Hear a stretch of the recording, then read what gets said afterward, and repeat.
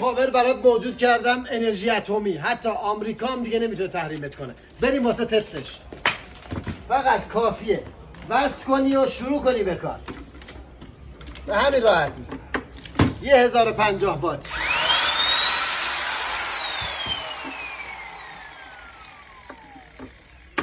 دو 2200 وات تخریب. و از همه مهمتر یه سنگ فرز اصلی ماکیتا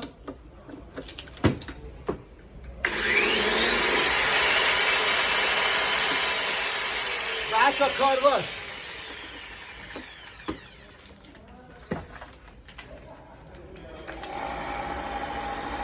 براتون کار میکنه. و از همه مهمتر این خودش باتری رو شارژ میکنه. کافیه وصل کنی به خود برق اصلی تا زمانی که برق هست.